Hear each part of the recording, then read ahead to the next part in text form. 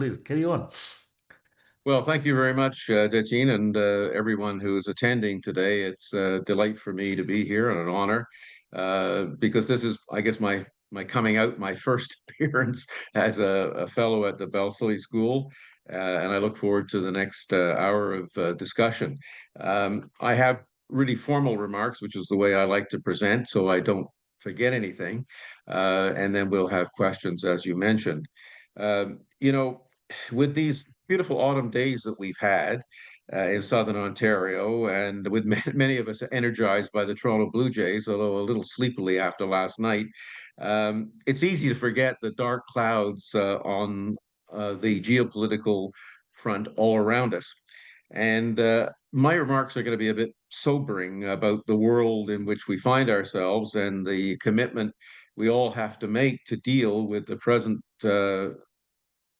security environment, not to mention the economic challenges, which is a whole other discussion. I'm sure others will deal with, given the tariff issues.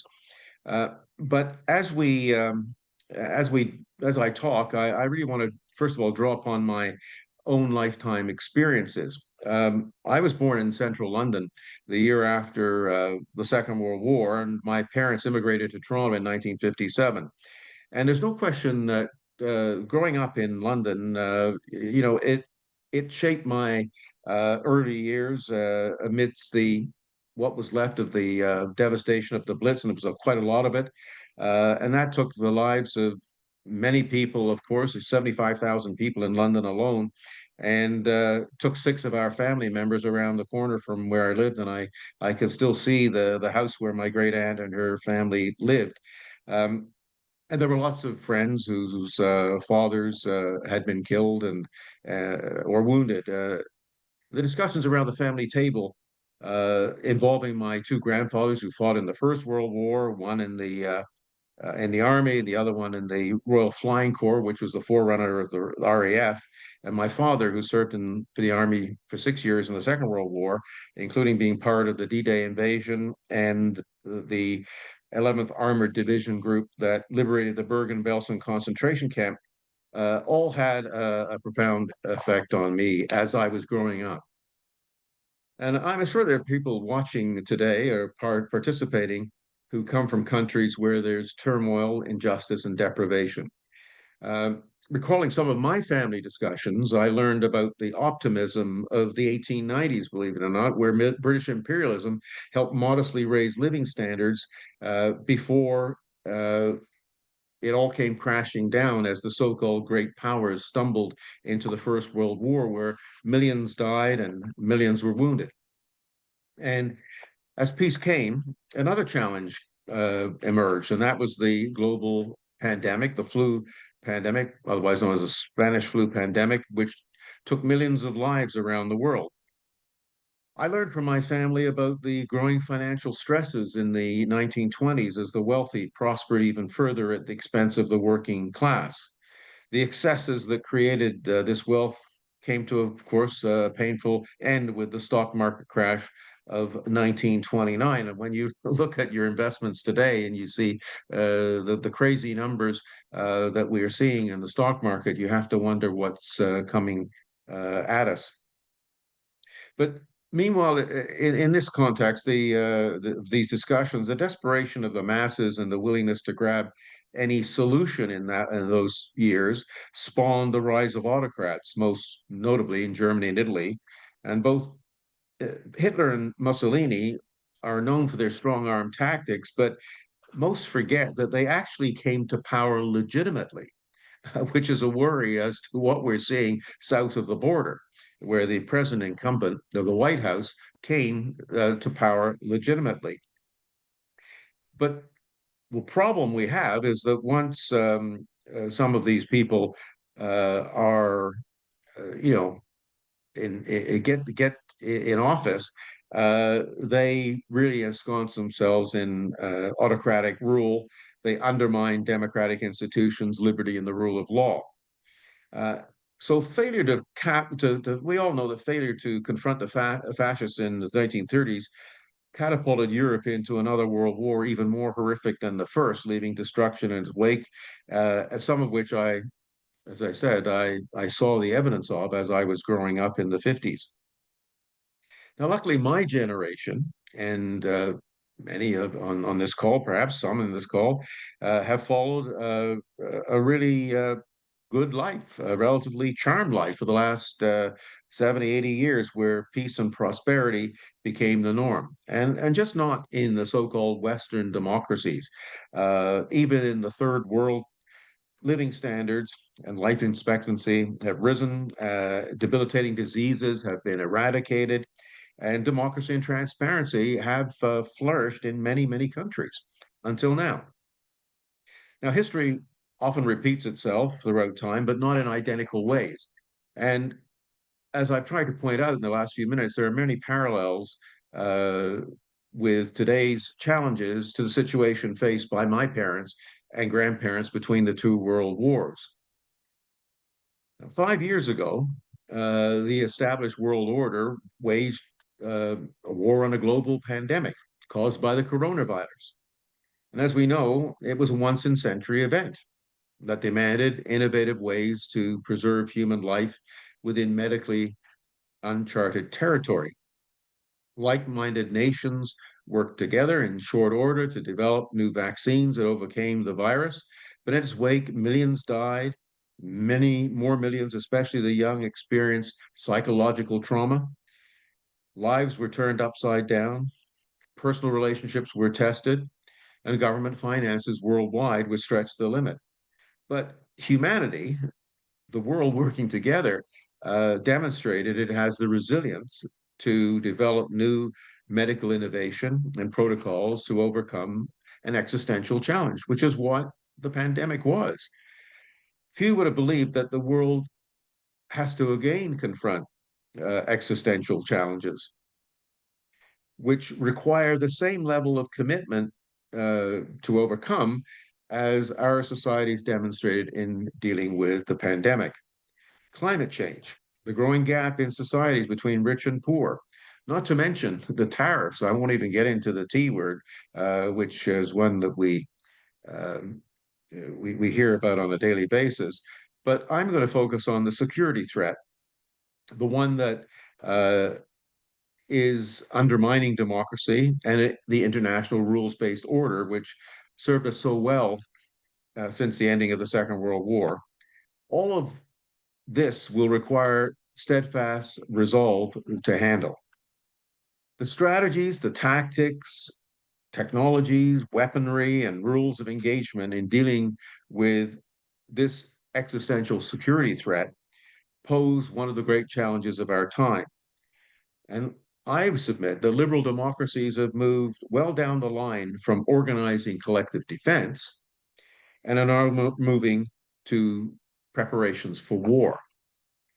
I remember in assuming the defense portfolio in 1993, and the Liberal Party had its party manifesto, if I could use that term, the Red Book. And it was enraptured with the notion of a peace dividend, calling for significant defense cuts and a new defense policy. After all, the Berlin Wall fell, the Soviet Union collapsed, and other nations grew up in its wake. Little regard was given at the time, and I remember discussing this with colleagues and within the department, to hundreds of years of European history ravaged by war, and especially 300 years of Russian imperialism, which we see being repeated today in Ukraine. But we're not only confronted with Russian territorial expansion, but also that by China, which is now arguably the second leading economic power in the world, and some say it's going to overtake the United States very soon. And all this leads us to think that perhaps wider wars are on the way. And if there was any doubt, this was dispelled by the Chinese leader's comments. Xi Jinping at the ostentatious military parade marking the 80th year of the ending of the Second World War and the Japanese surrender. And he said, and I'm going to quote him here, today humanity has to choose between peace and war, dialogue and confrontation, win-win cooperation, and zero-sum game. The Chinese people firmly stand on the side of history. can see him raising his finger and making that remark. But one might ask, what is the Chinese perception of history? There's no mention of invasions by China of internationally recognized countries like Outer Mongolia in 1919 and Tibet in 1959, or the building of new Pacific islands in international waters to serve as military outposts.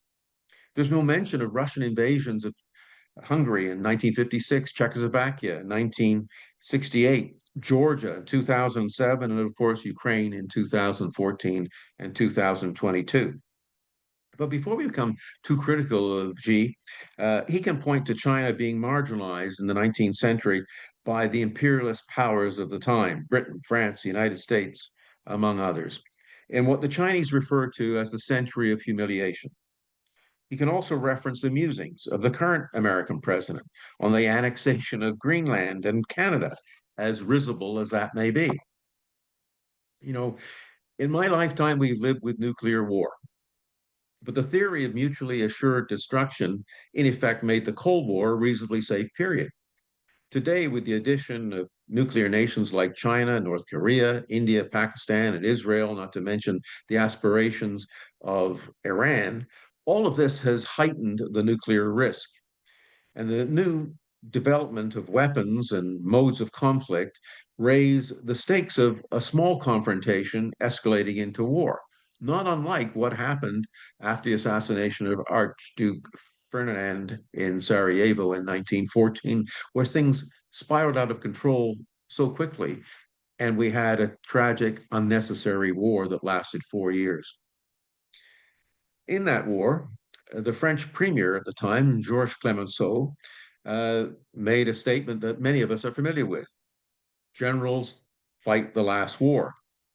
And in that conflict, military leaders relied on techniques from fighting in earlier wars, but they had trouble with the new elements of warfare, like miles of trenches, barbed wire, deployment of horse-drawn artillery, and use of mustard gas. In World War II, the Maginot Line was designed to prevent trench warfare, but that was ineffective against new German blitzkrieg tactics, German high-speed breakthroughs with faster tanks, civilian bombing, and the V-2 rockets. All of that set the pace. Germany was better prepared, and German victory was only stopped by the resilience of the British people defending its vulnerable island, support from the empire, particularly Canada, Australia, and New Zealand, the strategic Nazi mistake of opening the second front with Russia, and of course, the eventual American entry into the war. But only by demonstrating a capability to fight using every available technique and technology can we deter those who would attack us. While there's a growing awareness of the need to prepare for possible threats, we have still to convince many in our respective countries that this is not an option. It's a reality, but a reality that will require sacrifice, and particularly one that will challenge the degree of social spending to which we become accustomed over the past 50, 60, 70 years. As in 1939, there's a constituency in Western democracies that believes an arms race with vast military spending is morally wrong. I think we all agree with that, in our hearts. There are probably many in Russia and China who feel the same way. But of course, the lack of democratic accountability permits the leadership of those two countries to engage in rhetoric and actions that lead to a war trajectory. But only by matching strength with strength can there be possibility of détente.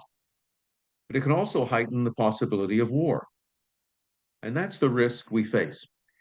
While there's growing awareness of the need to prepare for possible threats, we still have to convince many of our respective countries that this is not an option. So that is a challenge. Canada, Britain, United States learned lessons from the Second World War. American leadership was crucial in the rebuilding of Europe through the Marshall Plan and the development of institutions like NATO and the United Nations.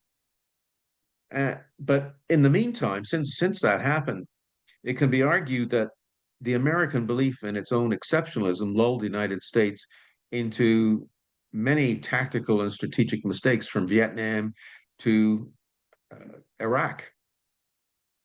And this has helped return insularity, which is so prevalent in the United States, and non-engagement, which Woodrow Wilson and Roosevelt fought to overcome in two world wars. Now, recent occupants of the White House, I think, have been actually right to call out NATO allies, including Canada, for unduly relying on American taxpayers to fund the alliance. But the stark reality is that the current president has become an unreliable partner in foreign and defense policy. And it's a point that's been well articulated by our leaders, British leaders, European leaders, and others. And this really is changing the whole NATO dynamic. Whereas the tradition was established, the founding of NATO, that the political leadership was always led by a European and the military by an American, this may have to change. If so, how will that weaken the alliance? It certainly will, but to what degree? So I said only by demonstrating a capability to fight using every available technique and technology can we deter those who would attack us. The use of new technologies, hypersonic missiles, artificial intelligence, robots, drones, all have implications for command and control. Whereas key operational decisions have always come from the military and political leadership, pressures of instant attack and response in future warfare means devolving decision-making to field commanders, creating the risk of inconsistency and disproportionate response. How do political leaders and the high command accommodate this trend? And we're seeing this in Ukraine on a daily basis, where field commanders make those decisions. It's working, but it is fraught with difficulties. The need to acquire weaponry, and particularly at a quick speed, has implications for the procurement system. So I found out when I was at Defense, there's a tendency for overspecification by military planners, which delays decision making and delivery. And this is aided and abetted by the fact that there is a whole cadre of former military personnel who lobby their former colleagues in the department. And some say this is exploiting those contacts. Can this be better regulated? Are sole sourcing contracts an answer to bring reality, to bring about a speedy delivery? The use of AI, robots, and opens an entire discussion on the ethical use of technology. Is there time for ethical discussion in deciding to construct or purchase this kind of weaponry? Do we have the luxury of that? I don't know. The successful country alliance in future wars will be defined by how well they can integrate AI, autonomous systems, and data-centric operations. And this is going to inevitably lead to conflict, not just on the land, on the seas, and in the air, but in the new frontiers of space, cyberspace, and informational domains. And we see it now when we see cyber attacks happening in our country and other countries around the world. Unmanned systems such as drones and robots, ground and subterranean vehicles are going to proliferate. Do we have the personnel in our present military to train those who will oversee the use of these new technologies? I'm not so sure. We're seeing some elements of future warfare, as I said, being played out in Ukraine, with conventional fighter jet capability increasingly being superseded using drones and mobile long-range artillery. The horrific conflict in Gaza reminds us that with increased globalization, global urbanization, I should say, cities and their undergrounds will be at the forefront of future war. We all remember remember those who study history, the Warsaw Uprising, where the brave Polish people fought for months in the sewers and under the buildings. And look what we've been seeing in Gaza by Hamas. It's been difficult to stop the war there. Have our militaries developed strategies for lengthy conflict from areas like this? Now, all of these questions are ones that have to be confronted if we have to maintain peace or want to maintain peace. And my question is, are we ready for the task? Are the students on the call, the younger people, they're the leaders of tomorrow? Are they ready? Uh, some may not like my analysis or my advocacy of peace through strength. And I have to say that when I was a minister in Pierre Trudeau's government, my first portfolio back in 1983, 84, President Reagan, and he's become a hot topic in the last few days, was the one that jacked up military spending and the development of cruise missiles and wanted Canada to test those missiles. It became a very divisive policy issue. And we all thought that he was a warmonger. He was leading us to oblivion. But the strategy worked because the strategy forced the Soviet Union to capitulate. They could not keep up with the arms race. Today, it's a much more difficult situation. We're just not dealing with the Soviet Union. We're dealing with an incredibly mighty economic giant in China. So, if we sort of try to make deals, we try to compromise, uh, we are going to be the losers. But as I said before, the sacrifice that this is going to entail in the next few years is one that's not going to make many people happy, and it's going to have profound effects on our lifestyles and our societies. So hopefully, I'm not too somber.